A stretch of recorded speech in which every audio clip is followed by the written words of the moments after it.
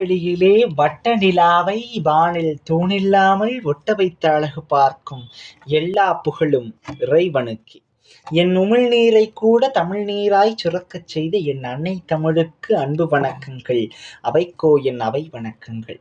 மக்கள் வெள்ளத்தில் பிறந்து மனிதக் கூட்டத்தில் உயர்ந்து அனைவர் உள்ளங்களிலும் நிறைந்து பரந்து சிறந்து செம்மார்ந்து சிரம் நிமிர்ந்து தமிழர்களாகி எங்களை வாழ வைத்துக் கொண்டிருக்கும் என் தமிழ் மொழிதான் நான் இன்று பேச எடுத்துக் கொண்ட தலைப்பு.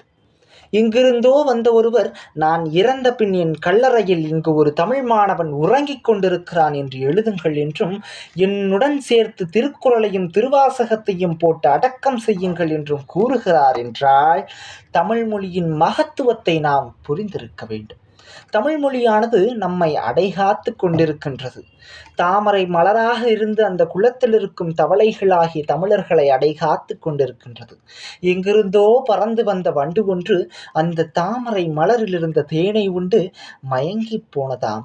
எழுந்து பார்த்தால் தான் தெரிகிறது அந்த வண்டு உண்டது தேனில்லை நம் தமிழ் மொழி என்று.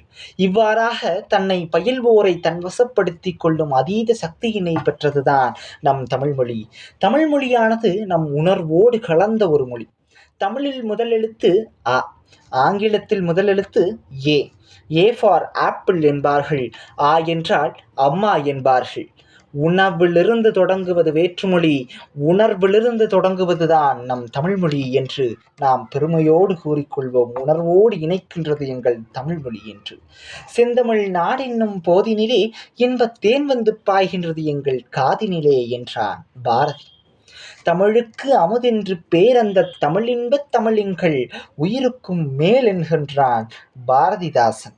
எங்கள் வாழ்வும் எங்கள் வளமும் மங்காத தமிழென்று சங்கே முழங்கு சங்கே முழங்கு.